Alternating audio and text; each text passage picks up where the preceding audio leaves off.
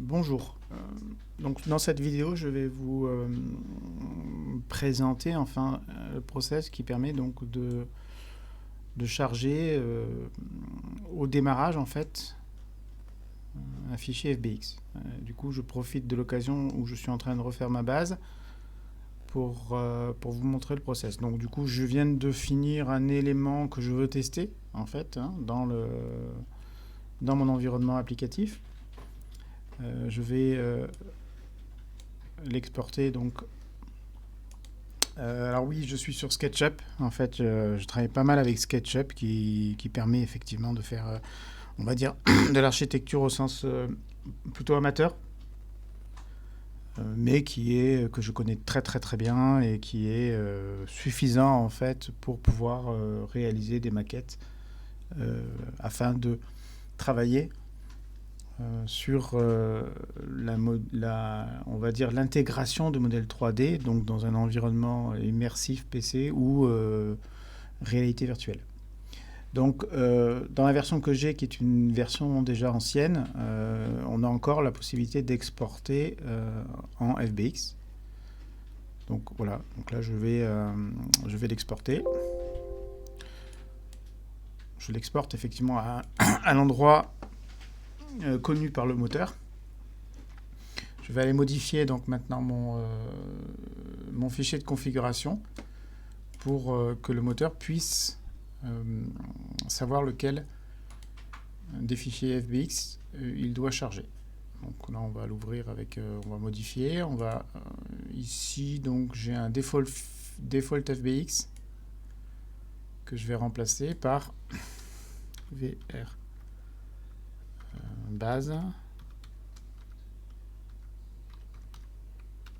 VR lab.fbx.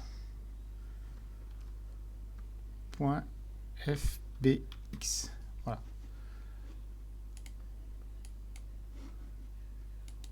Voilà. Du coup, là maintenant, je vais lancer mon environnement, mon environnement, donc ma base applicative. Donc, dans l'éditeur Unreal.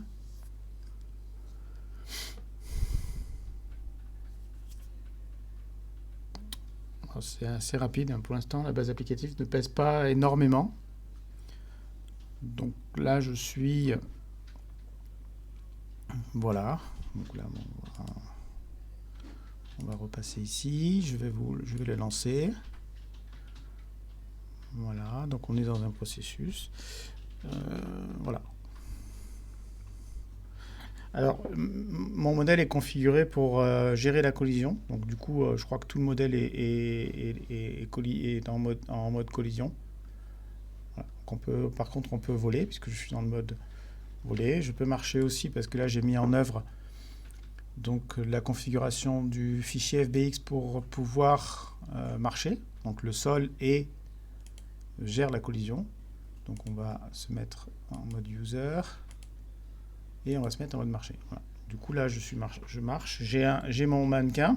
Donc, je tenais absolument à avoir un mannequin, je dois avouer. Le mode mannequin, c'est vraiment la simulation d'un individu.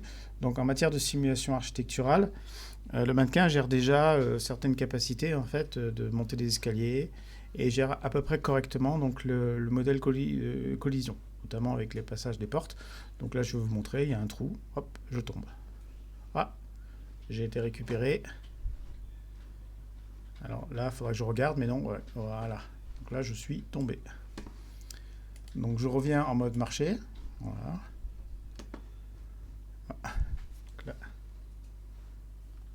Là, j'ai un petit souci que je ne connaissais pas. Il va falloir que je regarde. Là, je suis en mode marché, mais en mode marché allongé. Donc c'est pas très pratique. On va se mettre en mode volée. Voilà. Donc du coup, là, j'ai enlevé mon mannequin et je me retrouve en mode volée, pardon. Voilà. Donc ce qu'on peut voir, c'est que si on passe en mode inspection FBX, donc explorer, on va pouvoir changer effectivement la couleur, donc la couleur de ça. Je vais la passer à rouge. Voilà. Voilà. On peut aussi isoler. Donc on va faire isoler. Donc on va enlever. Alors là, j'ai que 2, effectivement. Voilà, j'ai.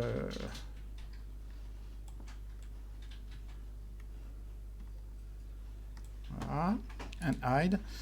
Ce que je voulais vous montrer, effectivement, ce qu'on va voir, effectivement, donc dans un environnement VR, qu'on voit aussi dans tous les environnements, c'est le moteur. Donc ça, c'est mon moteur. C'est la représentation en réalité, je dirais, en immersion de mon programme, de mon moteur, de la base applicative.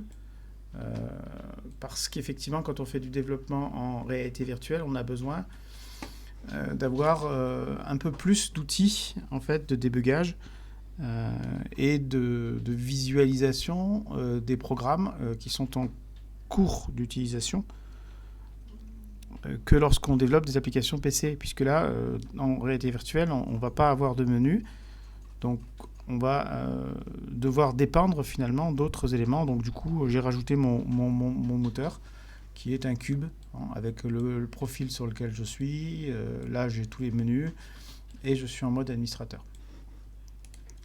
Si je passe en mode... Voilà, pour l'instant, c'est le mode administrateur par défaut. Il me semble que j'ai dû définir. Voilà, donc je vous dis à plus tard dans une autre vidéo. Au revoir.